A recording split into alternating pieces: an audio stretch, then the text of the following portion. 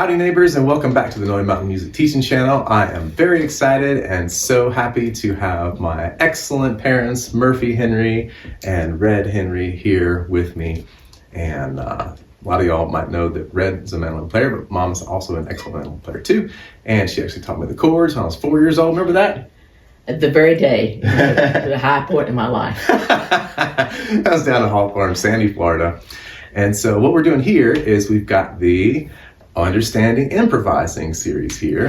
And so what we're going to do is we're going to use the great old time tune Down Yonder to explore a little bit of improvising. And we're going to play it through together, and then Mom's going to take a break, Red's going to take a break, I'm going to take a break. We're all going to play it in harmony, and then we're going to talk a little bit about improvising. So, and then we're going to talk about our mandolins. So you got that to look forward to too. So ready on the left? Ready? Ready on the right? All right, here we go. 1, 2, 3.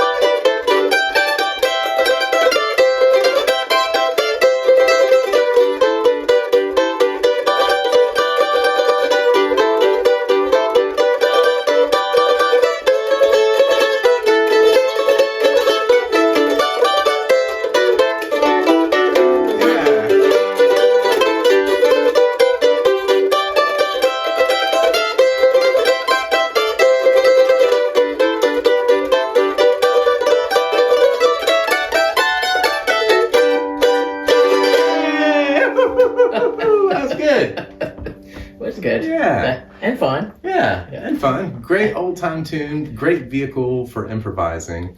And you can see we're kind of playing it 3 different ways. And so now we want to talk a little bit about what our approach is, how we like to improvise, and maybe some skills and tactics and strategies that might help you open up with your improvising journey. So with that being said, we'll turn it over to Ms. Method herself, and she can tell you about how she likes to improvise. How I like to improvise. Well, I'm not a great improviser. I'll just say that here right at the beginning. And a lot of my improvs are just mistakes that I made trying to play the lead. It's really important to me. I didn't hear any of those. I love your selective hearing.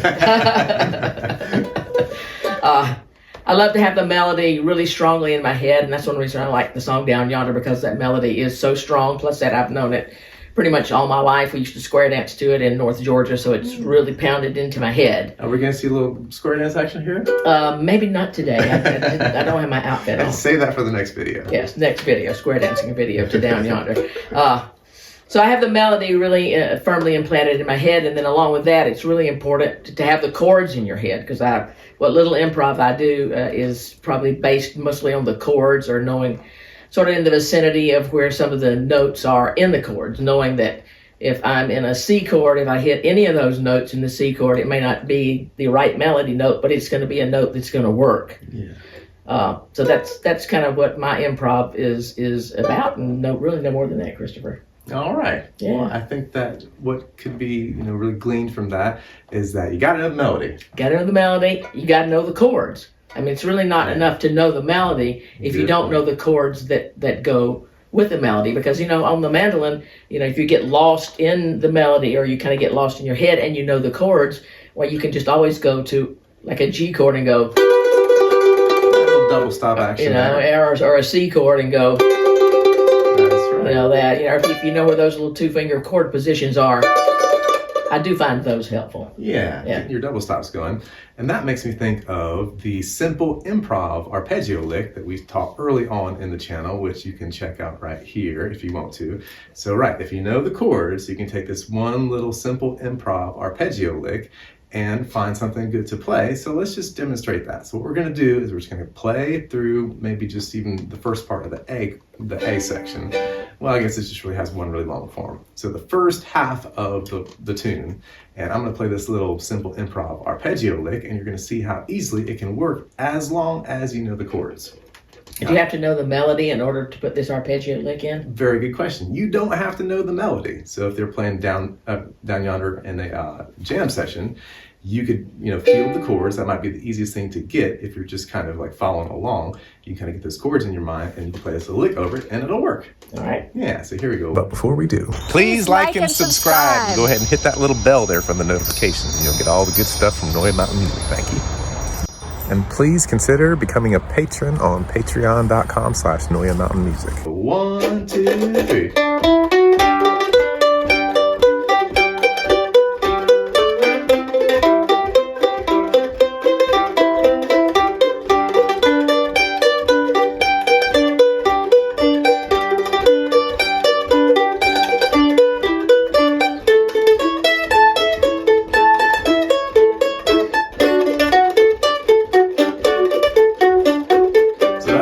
First half, and just with that one lick that we taught you a long time ago, of course you can reverse the direction. So 1 and a 2 and 3 and 4, and that's coming from the bottom of the chord.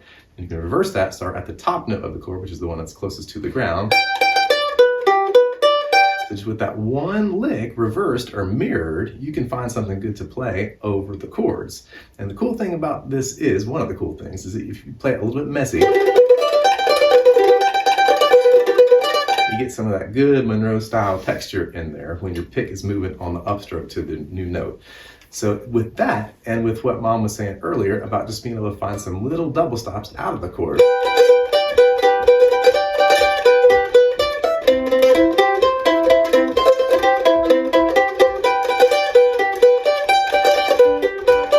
you're just playing the arpeggio notes, but you kind of have a little bit of that rhythm in there. Dun, dun, dun, dun, dun. That little melody in your mind, but rhythmically you're just playing the arpeggio notes, also called the chord tones, in there, and that can be a really good way to get down the road.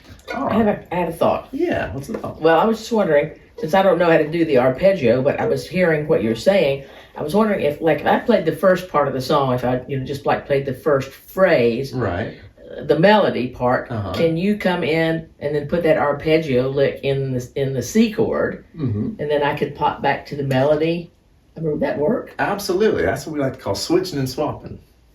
I knew that. You knew I that knew because that. you watch the channel religiously. I'm sure you watch all of the videos that I No, put out. because I was the one that told you that. Truth be told. So yeah, you can do that. We want to demonstrate that. Just for funsies. Yeah, so you're going to play the melody. I'm going to play the C chord, and you're going to come back with the melody. I'm hoping I'm going to come back. All right, we'll see how it goes. We'll see if it works or not. Yeah. Okay, ready? Ready. 1, 2, 3.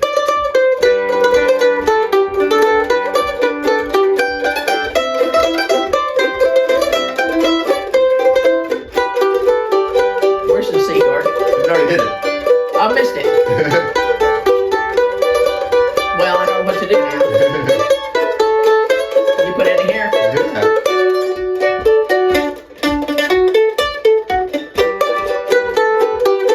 Here's the C chord right here. I love it. Yeah.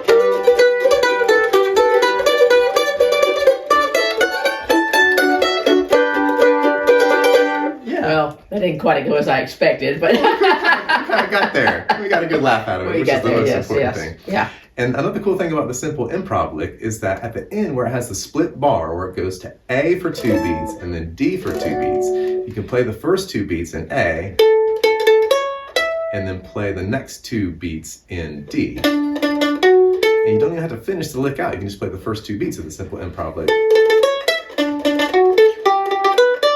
That would work. You could play the back half over the D chord.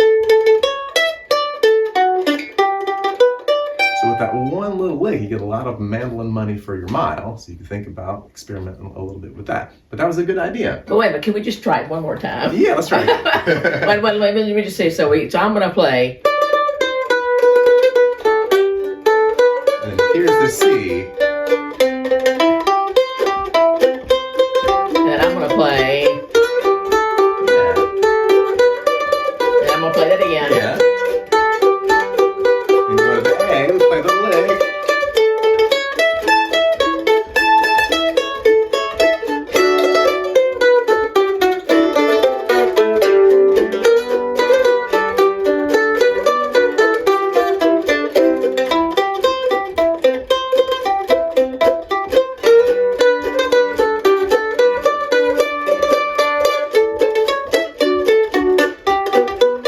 Yeah. That's what I had in mind. Yeah, and that's a really good instructive demonstration of how if you know the melody part on some of the chords, maybe you're able to grab that first little part, and you're not sure how to get, just play a little simple improv lick, cover your C chord, and then back to the part that's maybe easier. You could reverse that. You could start out with your improv lick and play the melody over the C chord. All kind of ways to do it. But that's a really good reflection. Yes, and I would like to just add that demo that we just did was also a good example of when I lost the melody completely in my head and just had to make up a bunch of notes. Yeah, And it worked. This happens. Yeah. On a regular Yeah. basis. You got to Yeah. kind of make all the mistakes before you stop making them. So I just made something that fit in the time, and it'll be interesting to look back at this recording and see how well it worked. Yeah. So much of improvising is just going with the flow and managing the casualties. I like it, yeah. Because they're going to happen, and gradually you just start making more mistakes the more you're getting out to the jam sessions, which is so important for your jamming. If you're not going out to the jams, you've got to get to the jams because that's in the field, so to speak, and that's where you're going to learn, really how it all works and gets put together. So now let's turn it over to Red, who might have some things to say about Monroe Style or whatever you want to talk about. Well, this particular tune's interesting to me, especially because I hadn't heard what Monroe might play on this for years and years. And we used to play it occasionally, and I'd play something that just came to mind, because I like the Monroe style and I like to hear it played in this tune. And then one time I heard a tape, I believe it was Bill Monroe playing at Tex Logan's birthday party somewhere cool. on that big tape. Good occasion. And they played Down Yonder, and I thought, well, that sounds like me. I was playing a little bit like Bill, just from knowing what his style sounded like, and it worked. And it's simple notes. In fact, our friend David McLaughlin indicates it's very, very simple notes. I don't think the notes are as simple as that, but they're not the most complicated things to play. Right. And if you've got that sound in your head and you've got that sound in your fingers, it'll work. And when I was really proficient on the mandolin, I could think of a lick I wanted to play. This is related to what Christopher just said. Mm-hmm. I could think of a lick I wanted to play, and I could play it, and my fingers would get me out of it. Yeah. My fingers would get me out of that particular rough place because my brain knew how to do it, and it's just a matter of playing a lot, playing the right stuff, and listening to a lot of music and playing with that sound in your head. Yeah, I think you hit the nail on the head because you got to have a lot of music on your internal hard drive. You got to have these sounds in your head. So, hundreds and thousands of hours of listening to your favorite mandolin players, whether it's Bill Monroe or Chris Thiele or Sam Bush or Sierra Hull or Wyatt Ellis or whoever it's going to be, to get those sounds and those licks and those devices inside of your hard drive, because that's the only way that they're going to be able to come out, because you have to know the language, you have to know the vocabulary. So what Red's saying is here is when you're in practice, your fingers, the muscle memory gets programmed really deeply inside of your body. And so when maybe you get to a place where I'm not sure what to do, your fingers will sometimes know how to get you out of that little corner that you've, maybe painted yourself into. Because one of the fun parts about improvising is that it's on the fly. It can be loose. It's not overly rehearsed. And that's kind of where so much of the magic, the serendipity, the synchronicity of the universe can flow through you that way. But you got to do your homework first, which means lots of listening, lots of practicing, and then lots and lots of making mistakes. Yeah. Yeah, and sometimes, you can make a mistake and you'll realize it's a mistake that you've made, and you'll go, I really liked the way that sounded. So if you're in your, if you're in your practice session, or you can hold it in your head, you can then come back and repeat the mistake and put that in your muscle memory. Yeah. So you've made a new lick out of your mistake, and those are occasionally some of the coolest licks. Some of the coolest licks. You gotta really listen for them. That's not what I meant to play, but let's go back and find out what I did play so I can play it again. Yep, exactly. Happy mutations, happy evolutions. That's how the music kind of evolves. While we're on the Monroe Style subject a little bit, let's just do a little bit of demonstration about some of the devices. All right, so we've learned the slidey lick, staggered arpeggios, and with the slidey lick and the staggered arpeggios, in conjunction with being able to switch and swap with the melody, you can have decades of fun. You can definitely trust me on that. I've been playing these licks for 30 years and still really enjoy them. But you have to know the chords. You have to know the chords well. All right, so it's good to practice your slidey lick through all the chord forms to the different songs and tunes that you know. Practice the staggered arpeggio through them. And so I'll demonstrate that a little bit. And maybe I'll demonstrate it on the first half, and then Red can slide in there and do some Monroe Style device work on the second half. Does that sound good? Okay. All right, so, and Mama, chop a little rhythm? Absolutely. All right, here we go. 1, 2, Monroe Devices.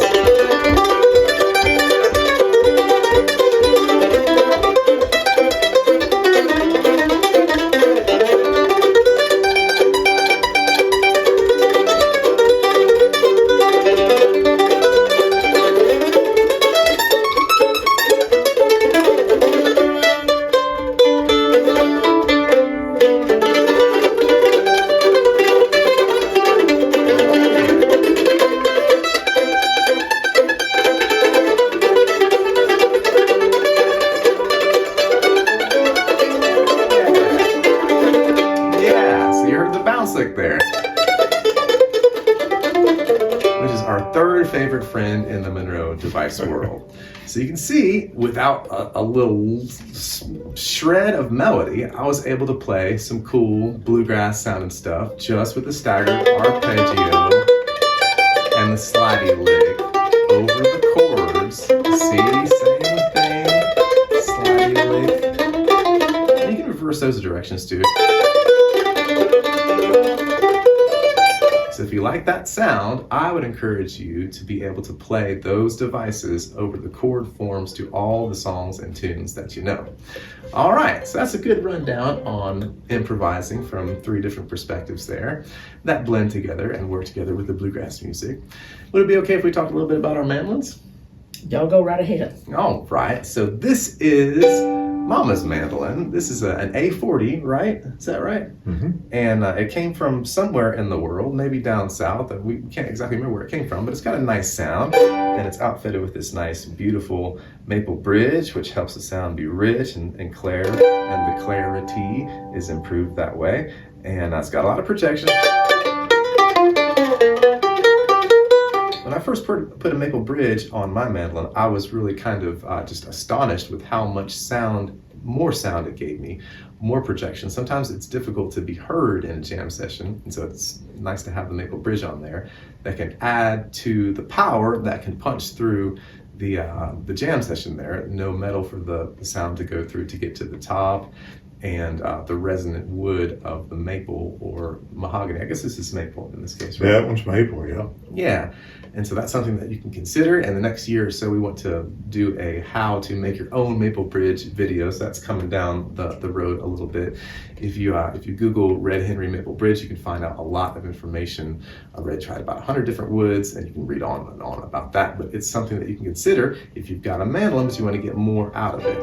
So this is a Gibson A40 mandolin from what, the 50s or 60s? 50s or 60s, yeah. We're not sure exactly. So that's the story on this mandolin. What's the story on these two mandolins? Well, this mandolin is a fairly historic instrument. It's not a Gibson. This is the first mandolin that Randy Wood made, a very fine mandolin builder down in Georgia. And he finished it in 1967, we think. He wasn't keeping records about it. And right after he built it, he showed it to Bill Monroe and let Bill play it. Bill carried it around for a day and played it on stage, and he liked it. He said this mandolin sounded more like his old F5 than any other mandolin he'd played. And he wanted to buy it. Fortunately for me, Randy had promised it to somebody else, and I bought it from him 4 years later. Then we have the mandolin over here, which Murphy is playing. Bill Monroe liked Randy's mandolin so much he asked him for one.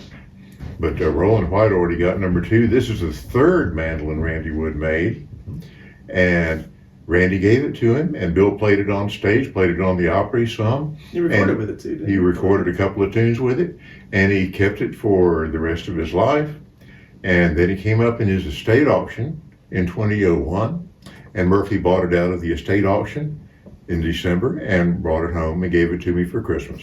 And so that's the greatest Christmas present I've ever had. And that's the story of Randy Wood, number 3. All right, nice. And then Marty Stewart played that with Lester Flatt some too, didn't he? Yes, Bill lent it to Marty Stewart, and he played it a lot of the time during his 3.5 years with the Lester Flatt's band. And so it's been around. People have heard that mandolin. Yeah, so we like our Randy Wood mandolins around here a whole lot. And I just want to thank Mom and Dad so much for joining us on this very special edition of Understanding Improvising. And so if you like this video, please smash that old like button and subscribe to the channel if you want some more. Hopefully we'll be able to do some more with Mom and Dad down the road. And if you'd like to support the channel further, you can think about becoming a Patreon supporter at patreon.com/Noya Mountain Music. Lots of different tiers and rewards and all that kind of stuff. You can check all that out. There are the monthly workshops that we do. One's called the Monroe Jam Lab. And we got Mike Compton coming up to be our special guest in January. That's going to be great. And we're actually going to be studying Down Yonder in that workshop. So if you're keen on going deeper with Down Yonder, that could be something to consider. We've got the monthly Noya Mountain Music workshop. That's going to be coming up, the next one here in the next couple weeks. So you can check all that out. What do you say we give them a little Red Wing for our closing number? Sure. Is that Okay. All right, so this is just off the cuff.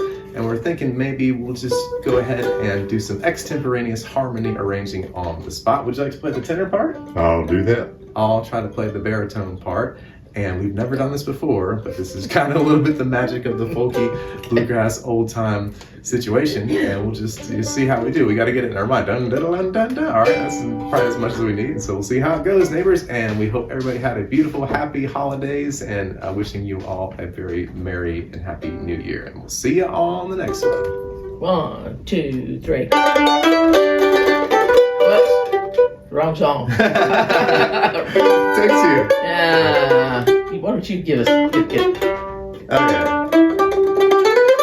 Yeah. There we go. That's what I meant to do that. 1, 2, 3.